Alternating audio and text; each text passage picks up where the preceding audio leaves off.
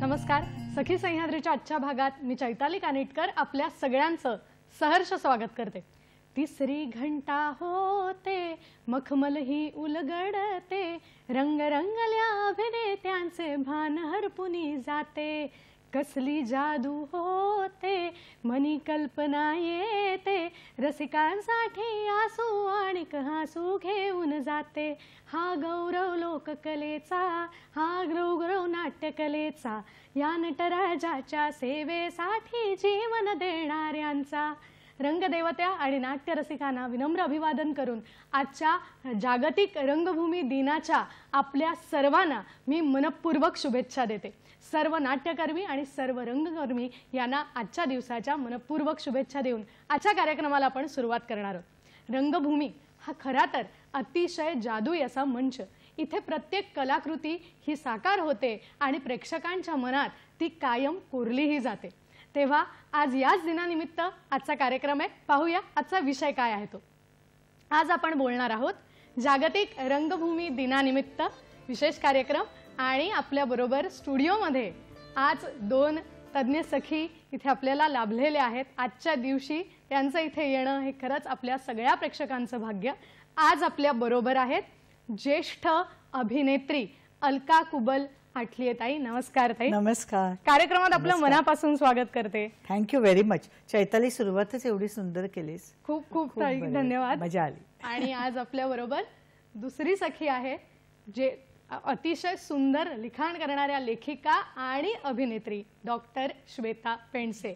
नमस्कार ताई. नमस्कार. कार्यक्रमात तुझे खूप खूप स्वागत. धन्यवाद. आज खरंच जागतिक रंगभूमी दिनानिमित्त या दोन सखी इथे लाभलेले आहेत. मी म्हणले तसं की हे आपलं भाग्य आहे. आज दोघींशी आपल्याला गप्पा मारायला मिळणार आहेत, चर्चा करायला मिळणार आहे. यांची खरं तर विशेष वेगळी ओळख करून द्यायची गरज नाही, पण तरी सुद्धा त्यांचा थोडक्यात आपण परिचय बघून घेऊया. ज्येष्ठ अभिनेत्री अलका कुबल आठलिये. अगदी लहानपणापासून म्हणजे वयाच्या 8व्या वर्षीच खरं तर त्यांनी व्यावसायिक नाटकातून कामं करायला सुरुवात केली. नटसम्राट, संध्या छाया, वेडा वृंदावन या नाटकात त्यांच्या लक्षवेधी भूमिका त्यांनी साकारलेल्या आहेत.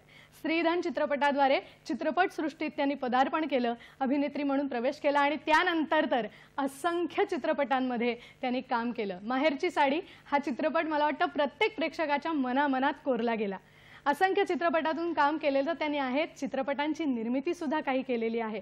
अमृतवेल, युगंधरा, बंदिनी, माझी आई, काळूबाई अशा असंख्य मालिकांद्वारे सुद्धा त्या आपल्या भेटीला वारंवार आलेल्या आहेत. आता रंगभूमीवर पुन्हा त्या आपल्या भेटीस येणार आहेत. अलकाताई, पुन्हा एकदा आपलं स्वागत करते. Thank you very much. आणि आज आपल्या बरोबर मगाशी म्हणाले तसं दुसरी सखी आहे अभिनेत्री आणि लेखिका डॉक्टर श्वेता पेंडसे. त्यांचाही थोडक्यात परिचय. केमिस्ट्री या विषयामध्ये PhD असून अभिनयाची आवड त्यांना खूप आधीपासूनच होती. आजवर 20 पेक्षा जास्त नाटकात त्यांनी भूमिका साकारलेल्या आहेत. तो मी नव्हेच या नाटकापासून रंगभूमीवर त्यांचं पदार्पण झालं. त्यानंतर नकळत सारे घडले, परफेक्ट मर्डर, 38 कृष्णविला अशी नाटकं सुद्धा त्यांनी गाजवली. बार्डो या आंतरराष्ट्रीय पुरस्कार विजेत्या चित्रपटासाठी त्यांनी स्क्रीन पे आणि डायलॉग लिहिलेले आहेत. तसंच अस्स सासर सुरेखबाई, कुंकू टिकली टॅटू, जयसुते, लक्ष अशा मालिकांमध्ये सुद्धा काम केलंय. उत्तम कथ्थक डान्सर, अभिनेत्री, लेखिका असा त्यांचा हा प्रवास आहे. आणि आज आपल्याला त्या जागतिक रंगभूमी दिनानिमित्त अतिशय सुंदर मार्गदर्शन करणार आहेत. तेव्हा दोन्हीही अतिथींचं, मान्यवरांचं पुन्हा एकदा स्वागत करते. जागतिक रंगभूमी दिनानिमित्त आजचा आपला कार्यक्रम आहे आणि आपल्याला आज लाभलेले आहेत ज्येष्ठ अभिनेत्री अलका कुबल आठलिये आणि श्वेता पेंडसे या दोन सखी. तेव्हा आता वेळ न घालवता मी लगेचच कार्यक्रमाला सुरुवात करणार आहे. सर्वप्रथम अलकाताई आपल्याकडे येते. वयाच्या 8व्या वर्षी आणि ते सुद्धा व्यावसायिक नाटकामध्ये काम करण्याची आपल्याला संधी मिळाली आणि आपण भूमिका साकारत गेलात. कसा होता तो काळ आणि कसा प्रवेश झाला या खरं सांगू चैताली, वयाच्या 8व्या वर्षी मी आपण लहान मुलं जसं नेहमी सगळ्यांना गाणी म्हणून दाखवतात, डान्स करून दाखवतात, तशी मी भाऊपाध्यांकडे गेले होते. माझे आजोबा मला घेऊन गेले होते आणि त्यांना मी आपलं अलका गाणं म्हणून दाखव, गाणं गाऊन दाखव, पुन्हा डान्स करून दाखव, सगळं केलं. तेव्हा ते म्हणाले, अगं तू नाटकात काम करशील का? वासू नका कादंबरीचे लेखक. तर म्हटलं हो करेन ना. हूस एवढी होती. आणि नटसम्राट मधली मी खरं तर तिसरी ठमी. म्हणजे मी दत्ता भट, शांता जोग त्या होत्याच, पण दत्ता भटांबरोबर मी तिसरी ठमी.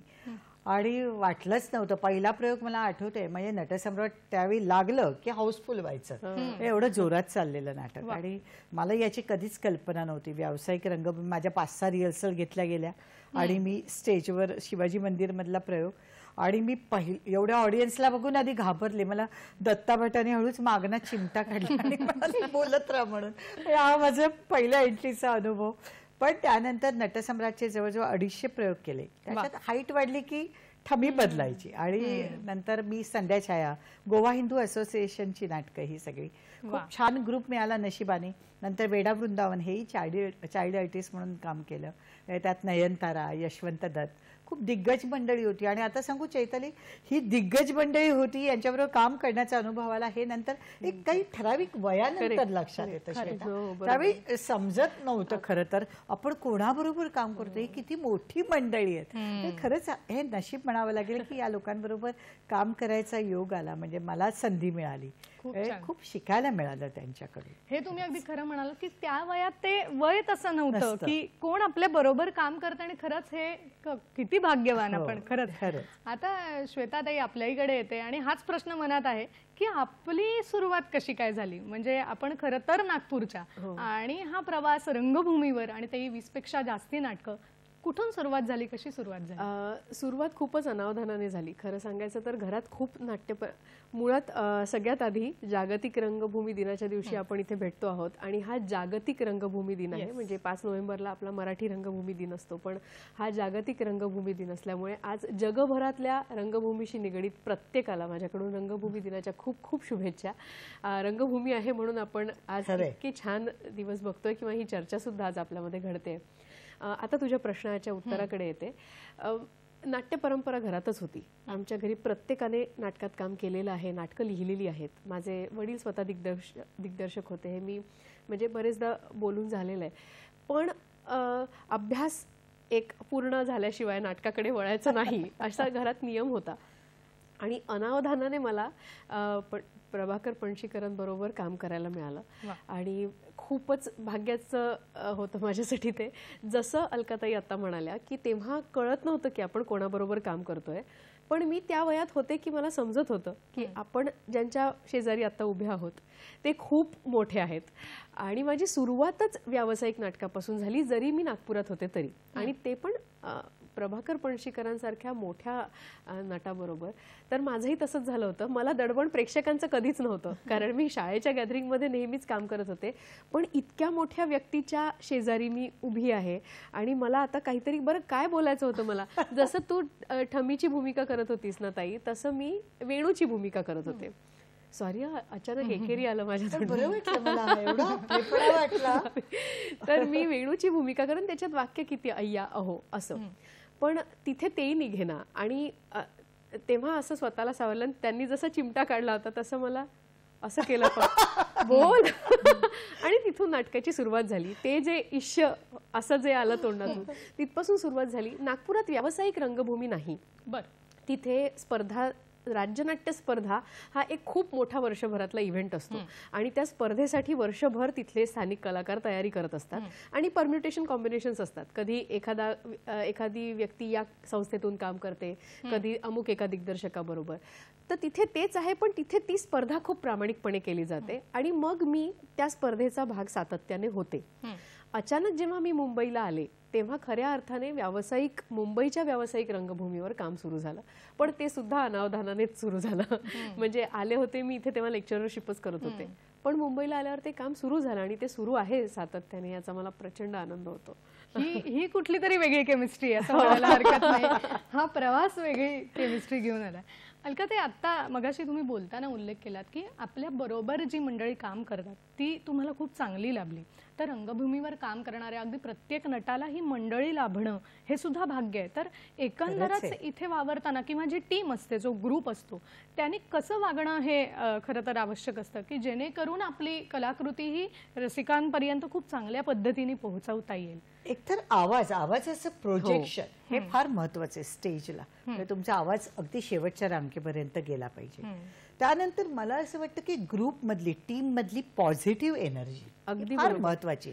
कारण कधी कधी 200-500 प्रयोग होतात, पण तुमच्यातली युनिटी चांगली असेल, अगदी बरोबर. पॉझिटिव्ह एनर्जी असेल तरच तुम्ही ते सस्टेन करू शकता. खरं. आणि त्याचा परिणाम ना तुमच्या स्टेजवरही दिसतो. म्हणजे अगदी असं बरोबर. नाही की मागणाच दिसतोय, तुमच्या कामातही तो दिसतो. म्हणजे तुमच्यातली केमिस्ट्री कशी येते. त्यामुळे असं नाही की मी फक्त माझं काम चांगलं करते, बरोबर. तर तुम्ही जसं प्रतिसाद आणि 7 प्रतिसाद आपण म्हणतो की रिस्पॉन्स फार महत्वाचा आहे. महत्वाचा. की समोरचा ऍक्टर बोलतोय, आपण काहीतरी चाळे करत बसलो की त्याच्यावरचं लक्ष निघून जाऊ शकतं. खरंय. तर हे न करता हा त्याचा सीन आहे, त्याला पूर्ण जस्टिफाय करायला आपण संधी दिली पाहिजे. म्हणजे हा विचार प्रत्येक कलाकाराने करायला पाहिजे. आणि नको त्या गोष्टी पडद्यामागच्या किंवा आपण म्हणतो रंगभूमीच्या मागच्या करण्यापेक्षा जे ऍक्च्युअल तुमचं स्टेजवर दिसतंय ते फार महत्वाचं आहे. त्या 3 तासात तुम्ही झोकून देऊन काम करायला पाहिजे. कारण तुमचे प्रेक्षक तुमच्यासाठी तिकीट काढून तुम्हाला पाहण्यासाठी येतात, तुमच्यावर प्रेम करत असतात कलाकारांवर.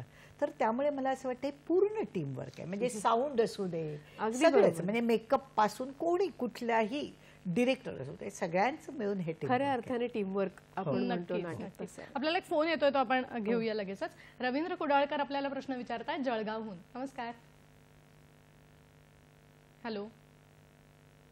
खरं तर जागतिक रंगभूमी दिनानिमित्त मी सर्व नाट्यप्रेमींना हार्दिक शुभेच्छा देतो. Thank you very much. आणि आज अलकाताईंशी मला बोलायला मिळतंय थेट, त्यामुळे मी खूप आनंदात आहे आणि भारावून गेलोय. अरे बापरे, कारण थँक्यू त्यांचा रवींद्र. प्रथमपासून चाहता आहे. Yes. अलकाताई, मला 3 प्रश्न तुम्हाला विचारायचे. पहिला प्रश्न असा आहे की नाटकानं तुमचं आयुष्य कसं संपन्न केलं, तुमच्या व्यक्तिमत्वावर कसा प्रभाव झाला. दुसरा प्रश्न माझा असा आहे की नाटकामध्ये अभिनय करताना तुम्हाला एखाद्या मान्यवराची मिळालेली शाबासकीची थाप. आणि तिसरा प्रश्न, तुमच्या नाटकाच्या पूर्ण आयुष्यामध्ये एखादा अविस्मरणीय प्रसंग जो आहे तो तुमच्या लक्षात आहे, आम्हाला ऐकायला नक्की आवडेल. धन्यवाद अलकाताई, तुम्हाला हार्दिक शुभेच्छा. थँक्यू. खूप छान. त्यांचे तिन्ही प्रश्न खूप सुंदर छान आहेत. आहेत. आपण हो, एक एक करून घेऊया असं मला पहिला वाटतं. काही, त्यांचा पहिला प्रश्न की नाटकाचा एकंदर आपल्या व्यक्तिमत्वावर कसा काय प्रभाव पडला. आणि खूपच. मी तर म्हणेन की जो आत्मविश्वास मिळतो ना तो नाटकामुळेच मिळतो, त्या रंगभूमीवर. म्हणजे भले मी पटकन सिनेमात आले असते तर मला कुठेतरी एक आतून माहित नाही, माझी ती तेवढी तयारी नसती. पण नाटकामुळे स्टेजवर उभं राहायचं कसं, सीन करताना उभं राहायचं कसं, तुमचे हातवारे कसे, तुमचे हावभाव कसे, हे फार तुम्हाला शिकायला मिळतं. त्यामुळे ना जगात तुम्ही मग कोणी तुमच्या समोर येऊ दे कधीही घाबरायला होत नाही काम करताना. कारण ही रंगभूमी तुम्हाला एवढं काही शिकवते. एकतर एवढ्या रिहर्सल्स होतात, गायडन्स मिळतो सगळ्यांचा, डिरेक्टर आपल्याकडनं ते करवून घेतो आणि याचा खूप उपयोग होतो. म्हणजे मला त्याचा आयुष्यात खूप उपयोग झाला की मी पुढे सिनेमातही काम करताना मला कधी भ्यायला नाही झालं की अरे माझ्यासमोर एवढे दिग्गज कलाकार आहेत. कारण इथूनच एवढं तयार होऊन आलेलं असते, बाळकडू मिळतं की त्याचा उपयोग होतोच असं मला नक्कीच. वाटतं. त्यांचा दुसरा प्रश्न होता, अशी कोणी दिलेली शाबासकीची थाप आहे की जी लक्षात राहील आणि एखादा अविस्मरणीय प्रसंग. तसं मी आपलं माणूस आणि वटवट सावित्री या नाटकात काम करत होते जेव्हा नायिका झाले, म्हणजे सिनेमांच्याही आधी तो मधला पिरियड होता. आणि फार नाटकात मग काय झालं, सिनेमाकडे जास्त गेल्यामुळे ते झालं नाही. पण मला नटसम्राटच्या वेळी पण आठवतं की एक व्यक्ती होती आणि मी त्याच्यापेक्षाही पणशीकरांचं नाव अजून मी सांगेन, मी मालक या देहाचा या नाटकात काम केलं होतं. ते माझं वय होतं 13-14. फय्याज दिदींमुळे मी त्या नाटकात काम केलं, त्यांनी माझं नाव सुचवलं होतं. आणि मी पोलिओ झालेली मुलगी वगैरे, आणि माझी पहिलीच एंट्री होती की तिच्या हातातल्या कुबड्या पडतात आणि ती स्टेजवर पडते, ही एंट्री होती.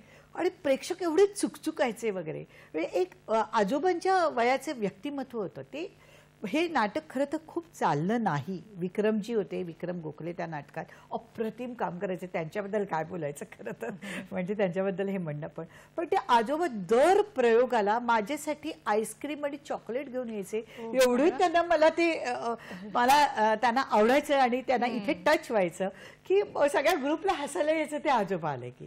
तर असं प्रेम प्रेक्षकांचं खूपच मिळालं म्हणजे मला. नक्कीच.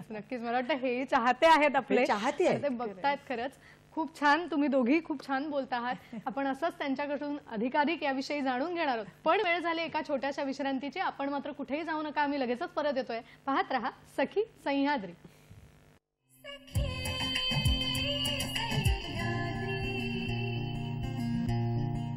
ब्रेक नंतर पुन्हा एकदा सगळ्यांचं स्वागत करते. जागतिक रंगभूमी दिनानिमित्त आजचा आपला विशेष कार्यक्रम आहे आणि आपल्याला मार्गदर्शन करतायत ज्येष्ठ अभिनेत्री अलका कुबल आठले आणि लेखिका आणि अभिनेत्री श्वेता पेंडसे. आपल्याला एक फोन येतोय, आपण तो आधी घेऊया आणि मग चर्चेकडे वळूया. मंगल आपटे आपल्याला पुण्याहून प्रश्न विचारतायत. नमस्कार.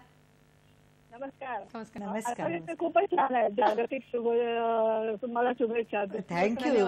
कोलटकर आणि हॅलो बोला बोला. चित्रण कोलटकर किंवा प्रभाकर पणशीकर हे जे त्यावेळेला ते नाटकातलं काम करत होते आणि त्यावेळेच्या नाटकाचं आणि आताच्या नाटकाच्या याच्यात खूप फरक आहे. पण मग तुम्हाला हे जाणवतं का? आणि तुम्ही आता त्या बाबतीत प्रेक्षक समोर बसलेत, तर मग तुम्हाला कधीतरी आपल्याला आठवत नाहीये किंवा काहीतरी असं होत आहे, असं कधी झालंय का?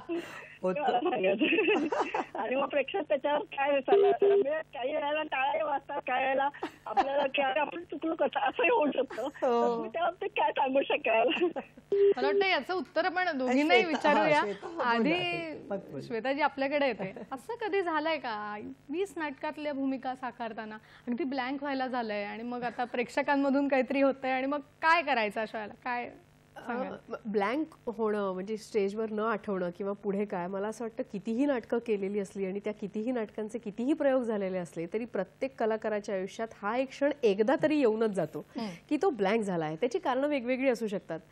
बरेचदा मनात काहीतरी वेगळे विचार असतात. कधीतरी काय असतं नाटकात आत्ता आपण जसे आत्ता इथे आहोत आणि आत्ताच प्रेक्षकांना दिसतो आहोत तसाच तो लाईव्ह अनुभव असतो. प्रत्यक्ष प्रेक्षकांच्या डोळ्यासमोर त्या क्षणी ते घडत असतं आणि म्हणूनच तो प्रत्येक प्रयोग असतो, कारण प्रत्येक प्रयोगात वेगवेगळंच घडत असतं ते. आणि आपली मराठी रंगभूमी अजूनही टुरिंग आहे. आपण प्रवास करतो. आपण मुंबईतल्या मुंबईत सुद्धा प्रवास करतो आणि म्हणूनच ती अनिश्चितता वाढते. म्हणजे परफॉर्मन्समधली नाही पण तांत्रिक बाजू प्रत्येकच थिएटरच्या वेगळ्या असतात, सगळीकडच्या वेगळ्या असतात. तर ही सगळी कारणं असतात, कारण ही सगळी व्यवधानं सांभाळून त्या नटाला ते काम करायचं असतं. बरेचदा असं होतं ना, म्हणजे आजकाल काही ठिकाणी जर का ध्वनी व्यवस्था नीट नसेल तर आम्हाला लेपल माईक लावावा लागतो. अनेकदा आपण या आवाजात आत्ता बोलतो आहोत आणि अचानक आपला आवाज असा होतो, कारण आपल्याला कळतं की आपला माईक बंद झालाय. मग त्यावेळेला मनात खूप विचार येतात की मग आता मी पुढे बोलणं सुरू ठेवू की मी थांबू? मग समोरच्या नटाचं याच्यावर काय म्हणणं आहे की शेवटपर्यंत आवाज जातोय की नाही? बरं, सुरू ठेवलं आणि शिवाय त्या प्रसंगाचा एक पेस आपण एक सेट केलेला असतो. तो एक सीन लोक त्याच्यात गुंतलेले असतात आणि अचानक तिथे एक ब्रेक लागतो. त्याच्यामुळे त्या क्षणी प्रेक्षकांमध्ये चुळबुळ होते. असे अनेक प्रसंग, कधी तांत्रिक बाजूंमुळे उद्भवलेले, कधी स्वतःच्या विचारांमुळे उद्भवलेले, पण असा क्षण येतो ब्लँक झाला तरी सुचत नाही. पण मला असं वाटतं हीच रंगभूमीची मजा आहे की तुम्हाला या प्रसंगातून पुढे जाणं, शो मस्ट गो ऑन जे असतं किंवा प्रसंगावधान ज्याला आपण म्हणतो, ते तुम्हाला रंगभूमीच शिकवू शकते. कारण कॅमेरा समोर आपण असताना आपल्याकडे ती एक लक्झरी असते. आपण म्हणू शकतो की जरा कट कर रे, अरे काय झालंय जरा बघ. पण हे रंगभूमीवर होऊच नाही शकत. अनेकदा असं होतं की प्रेक्षकांना विश्वासात घेऊन आम्हाला पुढे जायला लागतं. म्हणजे जसं परफेक्ट मर्डर नाटकात एकदा नेपथ्याची एक बाजू पडली चालू प्रयोगात, तर मग आम्ही तिन्ही अभिनेते थांबलो स्टेजवर की काय करायचंय. आम्ही नेपथ्यकार जी माणसं असतात आपली बॅक स्टेजला त्यांना बोलवलं की या हे उचलून न्या. प्रेक्षकांना सांगितलं हे पुढच्या प्रवेशात लागेल. आपण प्रसंग आणि प्रेक्षक त्याला साथ देतात, कारण त्या क्षणी त्या प्रेक्षागृहात नाट्यगृहात बसलेले आपण सगळी एक टीम असतो आणि त्याच्यात प्रेक्षकही एक महत्वाचा भाग असतात. त्याच्यामुळे त्यांना विश्वासात घेऊन काही गोष्टी केल्या. खोकला येतो किती वेळेला थांबावं लागतं, असं होतं. अलकाताईंकडे तर खूप अनुभव असतात त्यांचे स्वतःचे. लहानपणी तर कधी कधी नाटकात काम करताना हे घडलेलं असू शकतं. काय वेडा वृंदावन मध्ये काम करताना मला त्यात काही नव्हतं. तसं एक गाढं होतं, म्हणजे नयनताईचं त्यांचं यशवंतचं लहानपणीचं विजन वगैरे बाबा काकांचं. आणि गोव्यात प्रयोग होते दौरा. त्यावेळी तर दौरे फार मोठमोठे लागायचे. आता कमी झालंय ते प्रमाण. आणि आमचे नोव्हेंबर डिसेंबरला तो दौरा होता. खूप थंडी होती आणि मला झोप लागायची, कारण ते प्रयोग सुरू व्हायचे 10-11ला आणि माझी दुसऱ्या अंकात एंट्री. मी एकदा नयनताई सगळ्या साड्या वगैरे तिथे चेंज करून तिथे ठेवायची. मी थंडी वाजते, मला काही मिळालं नाही, मी त्या साड्यांच्या खाली जाऊन झोपले. आणि दुसरा अंक सुरू झाला, ते गाणं सुरू झालं, सगळे मला शोधतायत मी कुठे स्टेजवर. आणि त्या साड्यांखाली मी असेल कोणाला वाटलंच नव्हतं. इतक्यात नयनताईचं लक्ष गेलं माझ्या पायाकडे आणि उठवलं आणि मी जी काय मला ढकललं स्टेजवर आणि गाणं सुरू होतं. 1-2 अंतरे होऊन गेले होते, 4 अंतराचं गाणं होतं. मी आपली पहिल्यापासून सुरुवात केली, चाललंय काय आणि अशी गंमत पण येते म्हणजे ते खरंय. सगळं. मला वाटतं आणि रसिक प्रेक्षकांना या सगळ्या गमती जमती बघायला मिळत नाही, पण या घडत असतात. आणि हे म्हणूनच नाटकाचे हे प्रयोग आहेत. तुम्ही म्हणलात ते अगदी खरंय. तो शो नाहीये, तो प्रयोग आहे. आणि हे प्रयोग खूप चांगल्या पद्धतीने करण्याचं काम सगळेच रंगभूमीवरचे कलाकार नेहमीच करत असतात. त्यांच्या या सगळ्या कार्याला खरोखर सलाम. श्वेताताई, आपल्याकडे येते की मगाशी बोलताना तुम्ही उल्लेख केला होता नागपूरमधल्या स्पर्धांचा. तर एकंदरच रंगभूमी संपन्न होण्यामध्ये, वेगवेगळे चांगले कलाकार मिळण्यामध्ये या ज्या सगळ्या स्पर्धा होतात, नाट्य स्पर्धा, यांची भूमिका किती महत्त्वाची आहे, काय सांगाल? अत्यंत महत्त्वाची भूमिका आहे. कारण एकतर स्पर्धा खूप लहानपणापासूनच सुरू होतात. शालेय स्पर्धा, आंतरशालेय स्पर्धांनंतर त्या आंतरमहाविद्यालयीन स्पर्धा, त्यानंतर राज्यनाट्य स्पर्धा. तर मला असं वाटतं हा एक खूप महत्त्वाचं म्हणजे हे व्यासपीठ खूप महत्त्वाचं आहे उगवत्या उमलत्या कलाकारांसाठी. कारण मुळात रंगभूमीसाठी एक बेसिक डेअरिंग ज्याला आपण म्हणतो, आत्मविश्वास, ज्याचा उल्लेख व्यक्तिमत्व विकासामध्ये आता अलकाताईंनी केला, तर ते खूपच महत्त्वाचं व्यासपीठ आहे. स्पर्धांमध्ये एकतर एक गोष्ट खूप चांगली होते.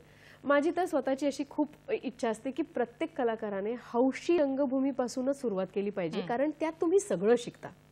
नागपुरात जेव्हा आम्ही नाटकं करायचो तेव्हा आमची एक संस्था होती जिथे आम्ही एक नियम ठरवला होता की ही जी काही आपण 4 माणसं आहोत त्यांनी आलटून पालटून सगळी कामं करायची. म्हणजे जर आत्ता मी काम करते कलाकार म्हणून, तर मग पुढच्या वेळेला मी दिग्दर्शन करायचं, मग त्याच्यानंतर मी म्युझिक करायचं, मग मी प्रकाश योजना करायची, मग बॅकस्टेजही करावा लागायचा प्रत्येकाला. कारण ही सगळी खूप महत्वाचे घटक आहेत हे, आणि त्याची प्रत्येकाला माहिती हवी, त्याचं ज्ञान असायलाच हवं तुम्ही एक कलाकार म्हणून काम करताना. व्यावसायिक रंगभूमीमध्ये एक ते खूप छान असतं की आपल्याला ते सगळं मिळतं, तुमच्यासाठी रेडी असतं सगळं, तुमचे कॉस्ट्युम्स तयार असतात, तुम्हाला चेंज करायला मदतीला बॅकस्टेजला माणसं असतात, सेट बदलले जात असतात. म्हणूनच स्पर्धांची भूमिका महत्त्वाची आहे. कारण तिथे स्वतःच्या नाटकाचं तर तुम्ही सगळं करता, पण एकांकिका स्पर्धा करताना जसं तुमची एकांकिका महत्त्वाची असते त्याच्यात टाइम लिमिट असते, सेट लावायला, सेट काढायला. तर तेव्हा तुम्ही इतर संघांचा पण विचार करायला शिकता. तर ती एक सांघिक भूमिका ती पण तुमच्यामध्ये येते आणि ती स्पर्धांमधूनच, हौशी स्पर्धांमधूनच येऊ शकते. आणि म्हणून मला असं वाटतं की आंतरमहाविद्यालयीन स्पर्धांचं एक खूप मोठं स्थान आहे एक रंगभूमीला घडवण्यात. एक महत्त्वाचे विषय पण एकांकिकांमधून येतात. एक तर त्यामुळे तुम्हाला एवढे कलाकार मिळतात, डिरेक्टर मिळतात, टेक्निशियन्स मिळतात. मी म्हटलं ना व्यासपीठ ते खूप महत्त्वाचं आहे. कारण एकांकिका स्पर्धा बघायला आज किती मोठ्या प्रमाणात निर्माते आणि दिग्दर्शक येऊन बसतात की कोणामध्ये पोटेन्शियल आहे, कोण चांगले आर्टिस्ट आपल्याला मिळत आहेत. आणि म्हणूनच या स्पर्धांमध्ये काम करणाऱ्या कलाकारांसाठी प्रत्येक ठिकाणच्या नाट्य परिषदेने चांगले वर्कशॉप सातत्याने अरेंज करायला हवे. त्यांना वर्कशॉप्समधून खूप चांगलं शिकवता येऊ शकतं. ज्या उणीवा आपल्याला दिसतायत ना की अच्छा या स्पर्धेत काय झालं, विषय हल्ले का, लेखकांकडे विषय आहे पण त्याची मांडणी जमत नाहीये का, मग काय होतंय, मग ते ओळखून लगेचच त्याच्यावर आधारित एखादी कार्यशाळा जर का आयोजित केली नाट्य परिषदेने तर त्याचा कलाकारांना खूप फायदा होईल त्यांच्या जडणघडणीत. मला वाटतं आणि आता तुम्ही दोघींनी उल्लेख केलात की फक्त कलाकार मिळत नाही तर दिग्दर्शक असतील, नेपथ्य कलाकार असतील, डिरेक्टर्स आहेत आत्ताचे आपण बघतोय बरेच जण. आता नावं सगळ्यांची पण 20-30चे एवढे किती आहे डिरेक्टर्स आहेत आणि खूप हुशार आहेत. म्हणजे काहीतरी वेगळं करू इच्छितात आणि बघतानाही ते आनंद. खरं सांगू का चैताली, जसं ताई म्हणाल तसं की हे खूप महत्वाचं असतं की तुम्हालाच माहित नसतं कधी कधी तुमच्यात काय आहे. मी लेखन करू लागले ते स्पर्धेमुळे, म्हणजे हे प्राथमिकपणे सगळे अभिनय करायलाच येतात है ना, तर त्याच्यात तुमच्या दिग्दर्शनाचाही एलिमेंट आहे किंवा तुम्ही लेखनही करू शकता, हे या स्पर्धांमधूनच लक्षात येतं. खूप छान. आपल्याला एक फोन येतो तर लगेचच घेऊया आपण. प्रमोद वेदविख्यात आपल्याला प्रश्न विचारतायत नाशिकहून. नमस्कार. नमस्कार, प्रश्न विचारा आपला. हो नमस्कार, मी नाशिकहून बोलतो. मला दोन्ही अलकाताईंना ते पेंटताईंना आपल्याला जागतिक रंगभूमीच्या शुभेच्छा देतो. आणि मला असं विशेषतः अलकाताईंना विचारायचं, त्यांचं तो एक सिनेमा होता माहेरची साडी, त्याच्यातलं काम मला खूप आवडलं. आणि नंतर काळूबाईचं पण आपण ते काम करतात ते पण. आणि पहिला जो सिनेमा होता तो म्हणजे आपल्यावर केंद्रित होता. तर आपण जी भूमिका केली आहे ती अतिशय सुंदर आहे. त्याच्यामध्ये आपलं कौतुक करत थोडे. तर आता नवीन काय आपलं आहे का आपल्याला आम्हाला बघायला मिळेल का काय सिरियल वगैरे? मी सांगितलं सिरियल नाही पण पुन्हा रंगभूमीवर काम करते जवळजवळ 27 वर्षांनंतर. कारण रंगभूमीपासूनच सुरुवात झाली होती. मग मध्ये प्रचंड सिनेमे करत होते, म्हणजे वर्षाला 10-10 सिनेमे, शक्यही नव्हतं ते. पण आता कारण एकदा तुम्ही नाटक ऍक्सेप्ट केलं की असं म्हणून चालत नाही की आता माझं 20 दिवस शूटिंग आहे, माझं 30 दिवस शूटिंग आहे. त्याचा परिणाम नाटकावर होतो. एवढी गॅप गेली तर नाटकाच्या बुकिंगवर परिणाम होतो. तर एकतर काम करायचं तर तुम्ही सिन्सिअरली त्या डेट्स द्या. तर ते शूटिंगच्या दरम्यान शक्य होत नाही, कारण तिथेही माझं थ्रू आउट काम असायचं, माझ्यावर असायचे सिनेमे तेव्हा, त्यामुळे मला ते शक्य होत नव्हतं. पण आत्ता नाटक करताना एक आनंद होतोय. मी दिलीप जाधव आणि संध्या रोठे यांनी निर्मित केलेलं अष्टविनायक प्रोडक्शनचं नवीन नाटक करते. संतोष वेरुळकर डिरेक्टर आहेत आणि संपदा जोगळेकरांचं नाटक आहे. लवकरच आता एप्रिल एंडला ओपन होत आहे ते. आणि मी महानाट्य करते शिवशाही. महेंद्र महाडिक डिरेक्टर आहेत. मी आणि शंतनू मुके, मी राजमाता जिजाऊ करते आणि शंतनू शिवाजी महाराज. तर त्यामुळे खूप मजा येते. पुन्हा रंगभूमिकेवर काम करते, कारण महानाट्याला तर 20-20 हजारचा क्राऊड समोर असतो, पण खूपच भारावून गेल्यासारखं वाटतं. म्हणजे ते जिजाऊंचे कपडे घातल्यावरच एक एनर्जी येते, खूप मजा येते. आणि आता ह्या रिहर्सल्स सुरू आहेत, त्यातही मी एन्जॉय करते एवढ्या वर्षांनी रंगभूमी. क्या बात आहे. मला वाटतं प्रेक्षकही खुश झाले आहेत तुमचं हे ऐकून की अरे वा, आता पुन्हा एकदा रंगभूमीवर आपण येत आहे. खूप खूप शुभेच्छा आपल्या संपूर्ण या पुढच्या प्रवासासाठी. श्वेताताई, आता आपल्याकडे येते. एक प्रश्न मनात आहे की एवढे सगळे आपण प्रयोग करत आहात रंगभूमीवरती, इतका सगळा मोठा प्रवास सुरू आहे. एकंदर आत्ताचे जे युवक युवती आहेत, तरुणाई आहे, त्यांचा रंगभूमीकडे बघण्याचा दृष्टिकोन आपल्याला कसा जाणवतो? खूप सकारात्मक आहे, खूप सकारात्मक आहे. म्हणजे मी आता यावर्षी जवळजवळ सगळ्याच एकांकिका स्पर्धांना परीक्षक होते. म्हणजे अगदी कल्पना एक आविष्कार आहे अनेक पासून सुरू होऊन ते लोकसत्ता लोकांकिकापर्यंत. त्यामुळे सगळ्या स्पर्धा बघितल्या गेल्या, सगळी नाटकं. तर लेखनापासून अभिनयापर्यंत तरुणाईचा त्याच्यात खूपच छान त्याला प्रतिसाद होता. आणि प्रेक्षक वर्ग पण नाटकाकडे ओढा आहेच आणि तो असणारच, कारण ती इतकी जिवंत कला आहे ना. आणि जिवंत कला कुठली, त्याला मरण नाहीच. त्याच्यामुळे नवीन लेखक निर्माण होत आहेत, नवीन दिग्दर्शक निर्माण होत आहेत. अभिनेत्यांची तर कमी नाहीच आहे. फक्त मला काय वाटतं की हा जो उत्साह आहे तो फक्त एकांकिका स्पर्धांपर्यंत मर्यादित न राहता तो त्याच्या पुढे गेला पाहिजे. म्हणजे जे लेखक आहेत, जे लिहित आहेत सातत्याने, आता जर का आपण सलग 3 एकांकिका बघितल्या तर आपल्याला लक्षात येतं की अच्छा, हे नाव लेखकांमध्ये सतत येत आहे. म्हणजे हा मुलगा लेखन करतोय सातत्याने. तर मग पुढची इच्छा काय असते आमच्यासारख्यांची की तू आणखी नाटकं बघ, बरोबर, आता बाकीच्यांची नाटकं बघ, इथली व्यावसायिक रंगभूमी बघ, तू ग्लोबल थिएटर बघ. बरं, फक्त बघूनही नाही चालणार, तू वाचन वाढव, कवितेचा व्यासंग वाढव. कारण या सगळ्यातून एकतर मुळात तुम्ही लेखन करता आहात तर तुमच्याकडे शब्दसंपदा हवी. मग ती कशातून वाढेल? ती वाचनातून वाढेल. त्याचबरोबर तुम्ही लोककलांचा अभ्यास करायला पाहिजे. त्यातून खूप छान डेव्हलप होऊ शकता तुम्ही, कलाकार म्हणून पण, लेखक म्हणून पण, आणि दिग्दर्शकाला तर काहीही सुचू शकतं. तर ते सुचावं याकरताही खाद्य लागतं ना. तुम्ही एक झाड म्हणून छान आहातच, तुम्हाला छान फुलं येणार, ते बहरणार, पण त्याला खत पाणी घाला ना तर ते आणखी बहरेल. मग हे खत पाणी काय आहे? तर वाचन, इतरांचं काय सुरू आहे ते बघणं. विविध भाषां, भारत रंग महोत्सव जो होतो त्याच्यात विविध भाषांची नाटकं येतात, मग ती बघितली पाहिजे. तर तरुणाईचा प्रतिसाद रंगभूमीकडे फक्त एकांकिका स्पर्धा, त्यातही माझ्या एक गोष्ट लक्षात येते ज्याचं मला वाईट वाटतं की फक्त त्यांचे संघ किंवा त्यांच्या मित्रांचे संघ यांच्याच एकांकिका का बघायला तुम्ही थांबत आहात. किंवा मग असं वाटतं की अरे हा आपला चांगला स्पर्धक आहे, मग ती एकांकिका बघायला थांबायची नाही. सगळ्या एकांकिका बघा, सगळ्या बघा. ज्या स्पर्धेत तुम्ही स्पर्धक नाही तिथे तर आणखी रिलॅक्स होऊन सगळ्या बघा, दिवसभर तिथे ठाण मांडून बसा.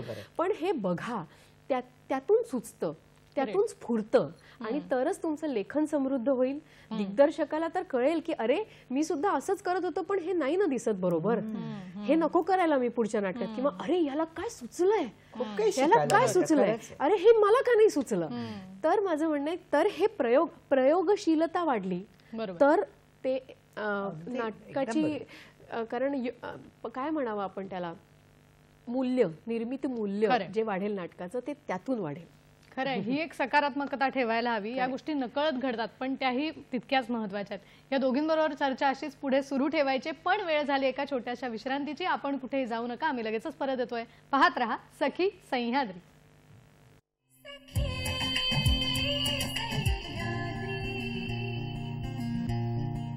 ब्रेक नंतर पुन्हा एकदा सगळ्यांचं स्वागत करते. जागतिक रंगभूमी दिनानिमित्त आजचा आपला विशेष कार्यक्रम आहे आणि सहभाग आहे ज्येष्ठ अभिनेत्री अलका कुबल-आठले आणि लेखिका आणि अभिनेत्री श्वेता पेंडसे. अलकाताई, आपल्याकडे येते की सखी म्हणून ही या सगळ्या प्रवासामध्ये काम करत असताना, वेगवेगळ्या भूमिका साकारत असताना अनेक व्यवधानं खरंच सांभाळायला लागतात. श्वेताजी म्हणाल्या तसं. तर हे सगळं सांभाळून आपण काम करत होतात. कशा कशाच्या त्यावेळेला कुठल्या कुठल्या गोष्टीची काळजी मनात होती, कशा कशाचा सामना करायला लागला? सर्वात एक तर वेळेत लग्न केलं, त्यामुळे आधी लग्न होईपर्यंत कुठलीच काळजी नव्हती, कारण आई असते सांभाळायला, बाहेर फार असं वेगळं असतं. पण जेव्हा लग्न झाल्यावर मुली झाल्या त्यावेळी फार काळजी वाटायची त्या गोष्टीची, की 2 लहान मुलींना एवढ्या बिझी याच्यात, कारण माहेरची साडी तेव्हाच झाला होता. मी त्यानंतर 15 वर्ष जवळजवळ, त्या 15 वर्षात 250 सिनेमे केले असतील. तर त्यामुळे मी एवढी बिझी असायचे की मी घरी कसं लक्ष द्यायचं, मुलींना कसं वाढवायचं, हे फार मोठे प्रश्न होते. पण तो माझा प्रॉब्लेम सर्वात मोठा सॉल्व्ह केला असेल तो माझ्या सासूबाईंनी. म्हणजे त्या सासूबाई माझ्या MH हायस्कूलला होत्या टीचर, आणि त्यांनी एवढा सपोर्ट की आम्ही सासू सुना वाटायचोच नाही, एवढं आई मुलीसारखं नातं होतं. तर त्यांनी एवढं सांभाळलं माझ्या मुलींना की माझ्या मुलींना कधी मला पाळणाघरात ठेवायची वेळ आली नाही. आणि मी शक्यतो त्या सगळ्या वेळा त्यांचे पेरेंट्स डे म्हणा, परीक्षांच्या वेळी शूटिंग नाही करायचे, म्हणजे सांगायचे. तर अशा पद्धतीने याचा उपयोग आयुष्यात खूप झाला की माझी बहीण जी माझ्याबरोबर कायम असायची, निर्माती पण, माझ्या हेअरस्टाईल ती करायची. तर ह्या सगळ्यांचा उपयोग खरंच आहे. आपण म्हणतो की कोणीतरी बाहेरचं लागतं नाही, तर घरच्या लोकांचा तुम्हाला पाठिंबा तर तुम्ही काहीही करू शकता, म्हणजे आकाशाला गवसणी घालू शकता. हे माझे मिस्टर यातलेच आहेत आणि आता मुलींचाही तेवढाच पाठिंबा आहे. वा, खूप छान. मला वाटतं कुटुंबाची साथ असेल तर अगदी मी काही खूप छान, खूप छान. आपल्याला कार्यक्रमामध्ये वामन केंद्रे सर आता ओ, त्यांना पण वा. आमंत्रित करतोय, ते आपल्याला फोनवरून जॉईन होणार आहेत. नमस्कार सर, आपल्या बरोबर आहेत ज्येष्ठ नाट्य दिग्दर्शक वामन केंद्रे सर. नमस्कार सर. नमस्कार. नमस्कार. आपल्याला नमस्कार. नमस्कार. नमस्कार सर. जागतिक रंगभूमीच्या खूप खूप शुभेच्छा. खूप शुभेच्छा तुम्हालाही सर. सगळ्यांना जागतिक रंगभूमी दिनाच्या खूप खूप शुभेच्छा, आणि तुमच्या बरोबर सर्व रसिक प्रेक्षकांना, कलावंतांनाही मनपूर्वक शुभेच्छा. धन्यवाद सर.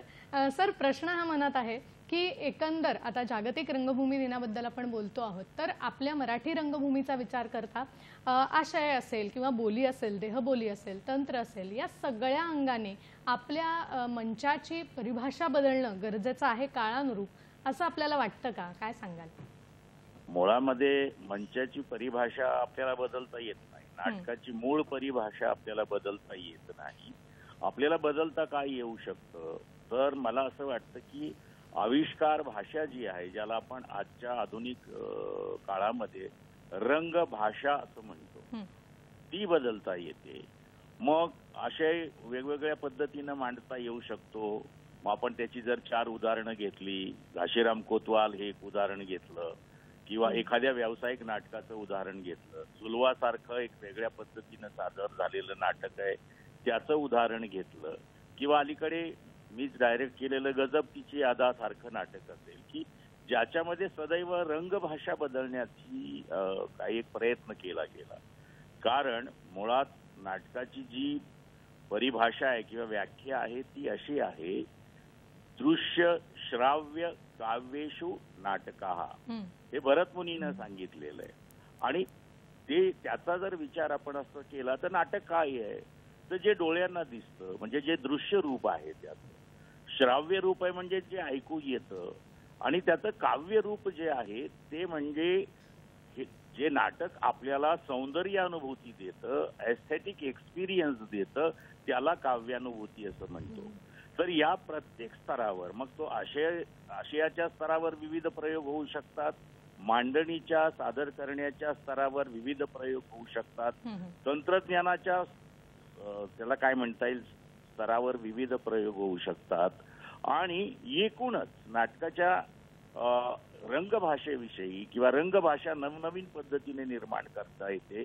जसं श्वेताने उल्लेख केला की भारत रंग महोत्सव जो international theatre festival of India होतो, त्याच्यामध्ये आपल्या लक्षात येतं की दुनियाभराच्या नाटकामध्ये किती विविध स्तरेनं नाटक सादर केलं जातं. आणि ते बघत असताना आपल्याला मराठी रंगभूमीवर असं म्हणता येऊ शकतं की आपण तसे प्रयोगशील आपली रंगभूमी आहे, जीवनाचं बोट धरून चालणारी रंगभूमी आहे. परंतु कुठेतरी जास्त प्रवाह त्याचा जो आहे तो व्यावसायिक नाटक हा प्रमुख प्रवाह असल्यामुळे त्याचा परिणाम सदैव हौशी रंगमंचावरती होत असतो, प्रायोगिक रंगमंचावरती होत असतो. त्यानंतरच्या जी प्रबोधनाची नाटकं आहेत, चळवळीची नाटकं आहेत, किंवा आपापले इशू कामगार रंगभूमी आहे म्हणा. कोणी एकेकाळी दलित रंगभूमी खूप अत्यंत महत्वाची चळवळ म्हणून उभी राहिली होती. पथनाट्य ही चळवळ आहे. तर ही सगळीच मंडळी आपापल्या परीनं नाटकाला वेगळ्या पद्धतीनं परिभाषित करून त्याला आपल्या पद्धतीनं सादर करत असतात. आणि जगण्याबरोबर नाटक जर बदलत गेलं नाही तर ते जुनं वाटू शकतं. आणि म्हणून त्याची जी सादरीकरणाची आणि एकूणच आपण जे मिश्रण करत असतो रंगभाषा म्हणून, ऑडिओ व्हिज्युअल म्हणून आणि त्याच्यातून मिळणारी सौंदर्य अनुभूती म्हणून त्याच्यामध्ये बदल करणं आपल्याला आवश्यक असतं. नक्कीच. मला वाटतं हे आपण खूप महत्वाचं ते म्हणाले की जसा बदल काळानुरूप व्हायला हवा तो होतोय. सर, अजून एक प्रश्न मनात आहे हा की आज खरं तर सामाजिक माध्यमांचा प्रभाव तरुणाईवरती प्रचंड आहे. टीव्ही असेल, वेब सिरीज असेल, मालिका असतील, मोबाईल, तर हे प्रत्येकाचा एक स्वतंत्र विश्व आहे. मग ह्या सगळ्या माध्यमांचा प्रभाव असताना आपली रंगभूमी ही टिकून राहील का? आपल्याला याविषयी काय वाटतं सर? काय हा प्रश्न रंगभूमीच्या इतिहासामध्ये सदैव विचारला आणि तो त्याची किमान भारतीय रंगभूमीची परंपरा 2,500 वर्षाची आहे. चढ उतार येत राहतात, माध्यमं येतात, प्रभाव टाकतात. काही काळ असं होतं की आता नाटकाला लोक जात नाहीत, नाटकं लिहिली जात नाहीत, नवीन पद्धतीचं नाटक शोधत नाहीत, असा एक काळ येतो. पण असं म्हटलं जातं की जोपर्यंत एक जण बघणारा आहे आणि एक जण ती गोष्ट सांगणारा, दाखवणारा आहे, तोपर्यंत नाटकाला मरण नाही. आणि महाराष्ट्रामध्ये हजारो काय लाखोच्या संख्येनं दर्शक आहे, प्रेक्षक आहेत. आणि मुळामध्ये मराठी आणि बंगाली लोकांना ही जी जिवंत कला आहे, ज्याचं नाव नाटक आहे, ती बघण्याची त्याची एक काय जादू आहे, काय मॅजिक आहे. त्याच्यातून येणारा जो अनुभव आहे, स्वतःला संवेदनशील बनवणं, त्याचबरोबर एक समृद्ध बनवण्याची एक प्रक्रिया असते. नाटक बघणारे आणि नाटक करणारे यांच्यामधला जो आदान प्रदान आहे, त्या माणसाला संवेदनशील बनवून घरी पाठवलं जातं. असंही म्हटलं जातं की ज्या समाजामध्ये, ज्या देशामध्ये रंगभूमी प्रभावी आहे, तिथे तुम्हाला व्हायलन्स कमी झालेला दिसतो. आपण जगातल्या अनेक नाटकांची किंवा देशाची उदाहरणं घेतल्यानंतर आपल्याकडे बघा ना की काही भारतामध्ये तिथे व्हायलन्स आहे, वेगवेगळ्या पद्धतीचं माणूस कुरघोडी करतोय एकमेकावर, स्पर्धा आहे. पण जिथे नाटक समृद्ध आहे तिथला माणूस शांत आहे, त्याला तटस्थपणे स्वतःकडे आणि दुसऱ्याकडे बघता येण्याची क्षमता त्याच्यामध्ये असते. आणि म्हणून कला जिथे खूप प्रभावी असते तिथे माणसं थोडंसं शांतीनं वागण्याचा, संवेदनशीलपणे वागण्याचा आणि समृद्धपणे वागण्याचा प्रयत्न करत असतात, असा एक अनुभव आहे. खूप छान. मला वाटतं अतिशय अचूक विवेचन आणि खूप सुंदर मार्गदर्शन सर आपण केलं. आणि आज रंगभूमी दिनानिमित्त आपण आमच्याशी जोडले गेलात त्याबद्दल आपले मनपूर्वक आभार मानते. खूप धन्यवाद सर. धन्यवाद. तुमच्याही सगळ्यांचे धन्यवाद आणि हार्दिक शुभेच्छा. पुन्हा एकदा रंगमंच दिवसाच्या खूप खूप शुभेच्छा. धन्यवाद सर.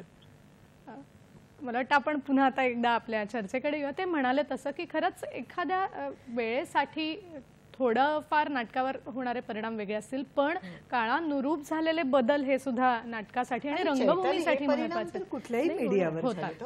खरं तर कोविड सिनेमावर होतो, मालिकांवर होतोच. आणि जे चांगलं आहे ते चालूच राहतं अर्थात रंगभूमीला मरण नाही हे तर मरण कोविड नाहीये. नंतर जी आता गर्दी होते नाटकांना आणि ज्या प्रमाणात नवीन नाटकांची निर्मिती होते आणि प्रेक्षक त्यांनाही भरभरून प्रतिसाद देत फक्त एक आहेत हे झालंय खूप की आता महत्वाचं आहे.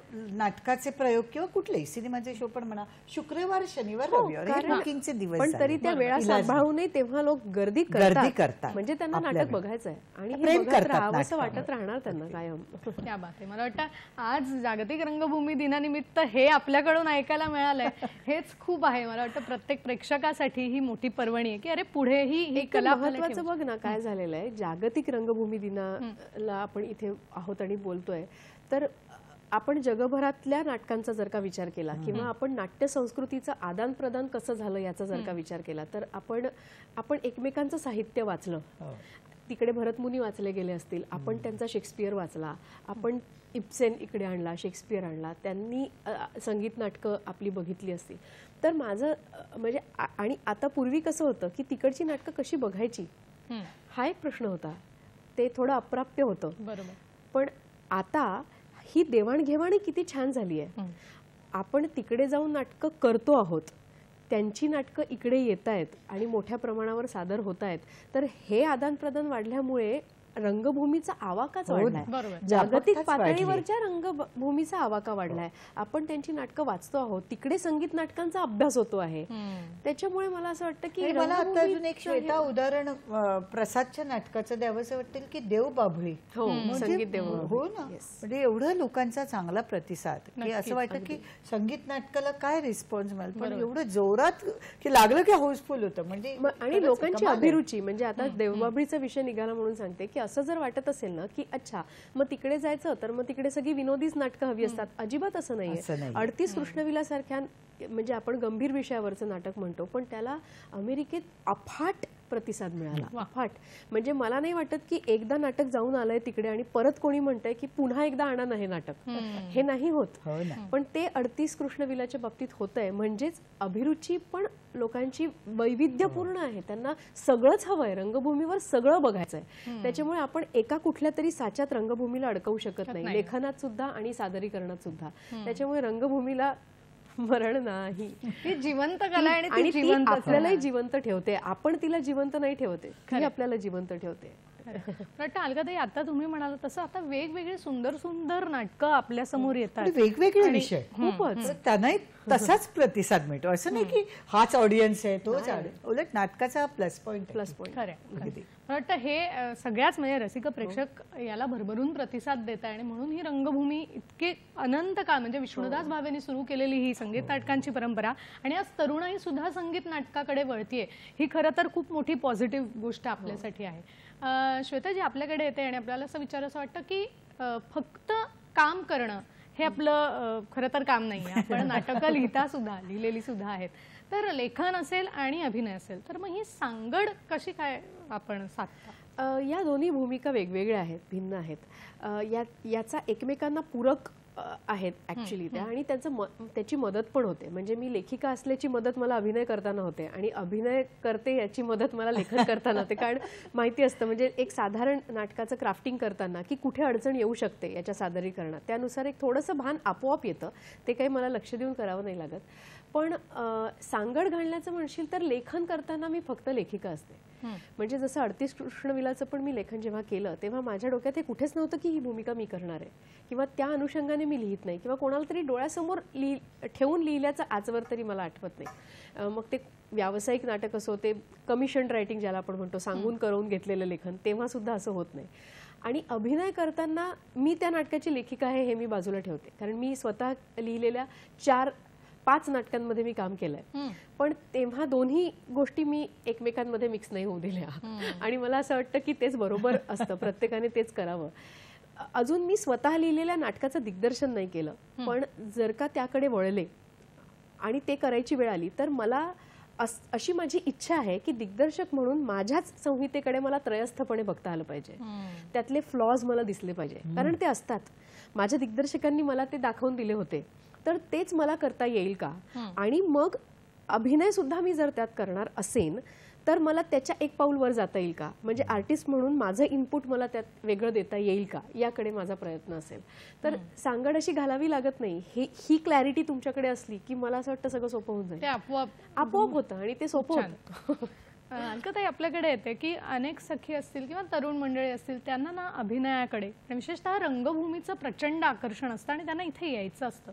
पण आज एक कुठेतरी समाज माध्यमांचा पगडा इतका आहे, प्रभाव इतका आहे की आपले फॉलोअर्स जास्त असतील तर कुठे आपल्याला संधी मिळू शकेल का किंवा तर हा थोडासा गैरसमज आपण दूर करावा. नाही, मलाही वाटतं. म्हणजे आता आम्ही बऱ्याच वेळा मालिका करतानाही बघितलं जातं की फॉलोअर्स किती आहेत, पण मला असं वाटतं असं असलं तर मग ते हिटच होतं का? नाही होत ना, हो की नाही?